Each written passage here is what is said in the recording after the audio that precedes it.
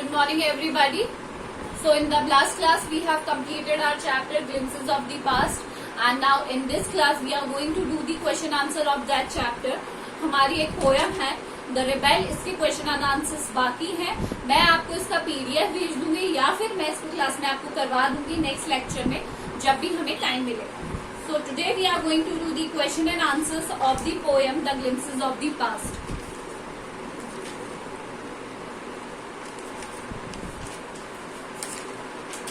So we will start on the page 46. For page 46 पे इसकी exercise given है. हम यहाँ से स्टार्ट करेंगे. सबसे पहला है हमारा टेक्स्ट बेस्ड क्वेश्चन. जो हमारा क्वेश्चन नंबर 1 है वो है text based questions.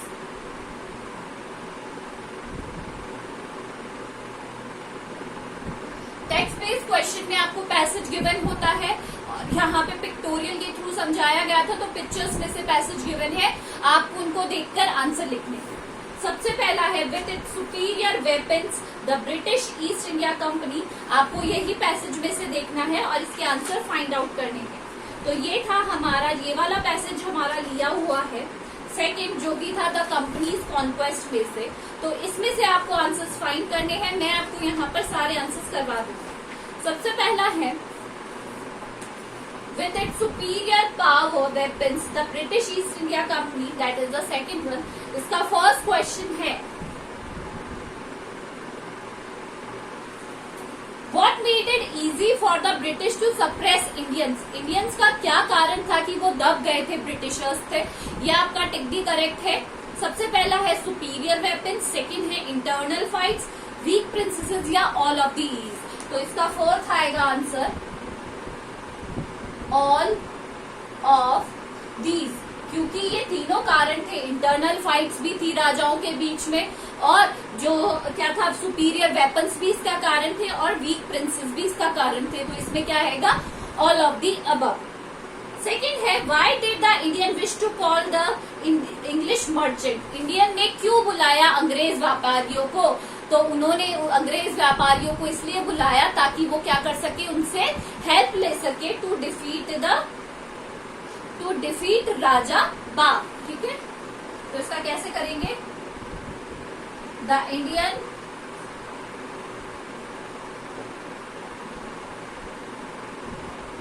wished to call the English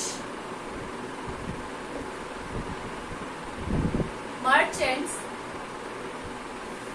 because they wanted to defeat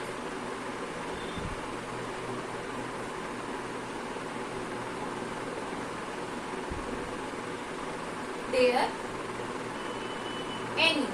वो क्या चाहते थे, अपने एनिमी को हराना.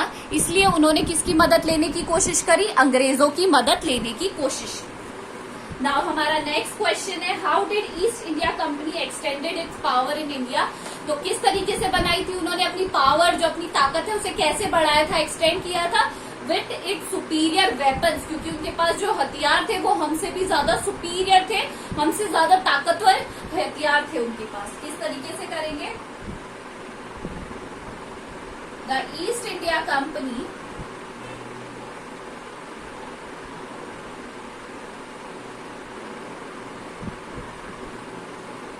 extended its power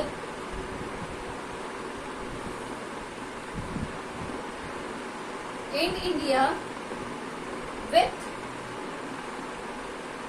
its superior weapons, क्योंकि उनके पास जो हथियार थे वो बहुत ही ज्यादा क्या थे, शक्तिशाली हथियार थे उनके पास. आया आपको समझ में. नाउ द हमारा नेक्स्ट क्वेश्चन है, हमारा नेक्स्ट क्वेश्चन है जो कि ट्रू और फॉल्स है. The Indian princesses were broad minded. No, false. They were short sighted. क्या आएगा यहाँ पे, फॉल्स. इसके बाद अगला क्वेश्चन है जो कि है एक फिलिप्स. The people had no peace. क्या आएगा यहाँ पे फिलअप में, पीस, यानी लोगों के पास क्या नहीं थी, शांति नहीं थी.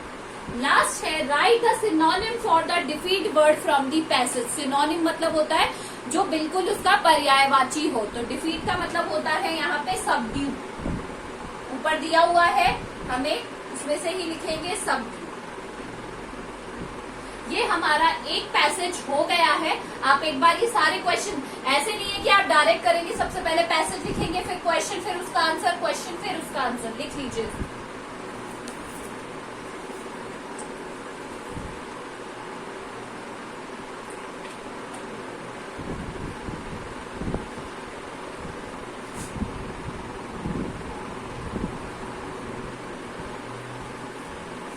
ये हमारा फर्स्ट टेक्स्ट बेस्ड हो गया है। अब हम करेंगे हमारा दूसरा जो टेक्स्ट बेस्ड क्वेश्चन है।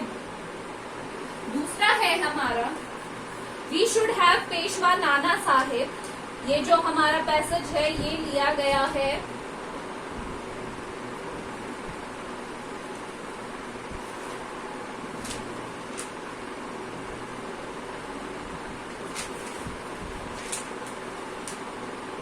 ये है हमारा लास्ट वाला द फाइट फॉर फ्रीडम में जो लास्ट वाला है। तो इसका फर्स्ट है who is the speaker of this above line. ये अबव लाइन किसने कही है? तो ये अबव लाइन कही है, फर्स्ट का ए का आंसर है अजीमुल्ला खान। अजीमुल्ला खान, ये लाइन कही गई है अजीमुल्ला खान के थ्रू। तो इसका क्या आंसर है? सेकेंड। टिक द करेक्ट है, टिक करके राइट आंसर लिखेंगे। सेकेंड है Why were Indians fighting for and against for who? तो किस लिए लड़ रहे थे और किसके अगेंस्ट लड़ रहे थे, किसके खिलाफ? तो वो लड़ रहे थे ब्रिटिशर्स के खिलाफ for the freedom. The Indians were fighting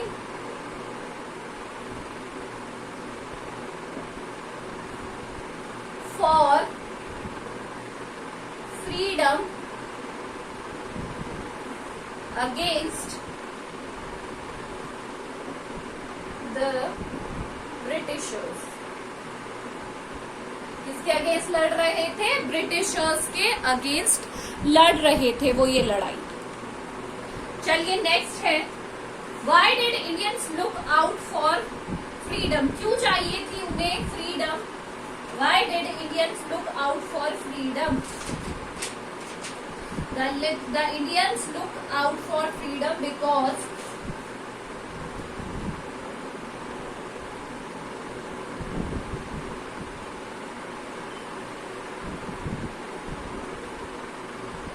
out for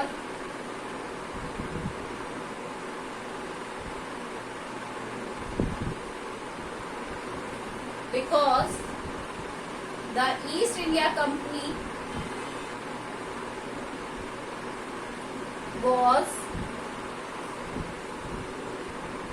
ruining them। क्या कर रही थी? उन्हें धीरे धीरे खत्म करती जा रही थी, इसलिए इंडियंस को क्या चाहिए थी? आजादी चाहिए थी। नेक्स्ट है यूज द वर्ड पिच्ड। ये आपको खुद करना है, पिच्ड को अपने सेंटेंस में बनाना है, आप इसको खुद करेंगे सेंटेंस में। And the last is write down the choose word antonym and. अब सिनोनिम सेम होता है तो एंटोनिम का मतलब होता है अपोजिट और इसका मतलब होता है पाउंस का वॉर्न। क्या होता है? वॉर्न करना, चेतावनी देना। आप ये लिख लीजिए फटाफट से कॉपीज में सब।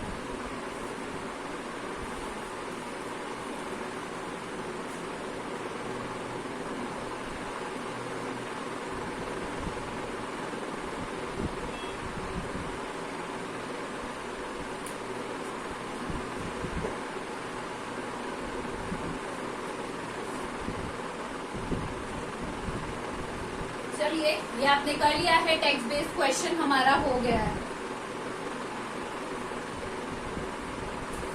अब हमारा नेक्स्ट क्वेश्चन है टिक दी करेक्ट आंसर। कौन सा है? क्वेश्चन नंबर 2, टिक दी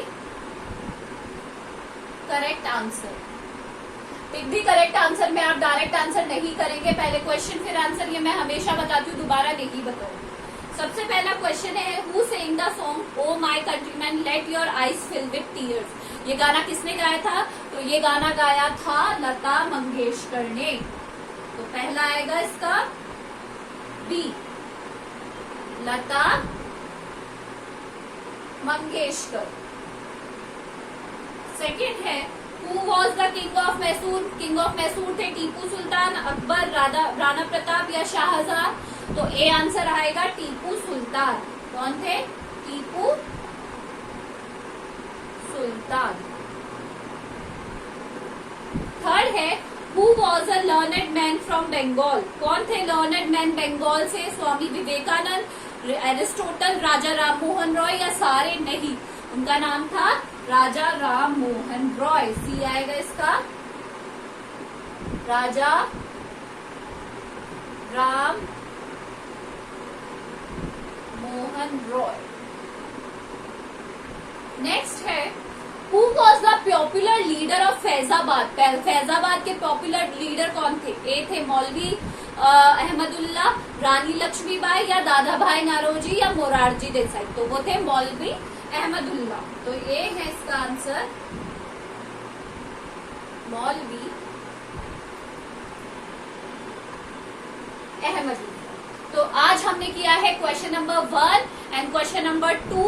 तो आपको ये दोनों पैसेज वाले क्वेश्चन और ये टिक दी करेक्ट आंसर अपनी कॉपी में करने हैं और मुझे भेज दीजिएगा। This is all for today. Thank you.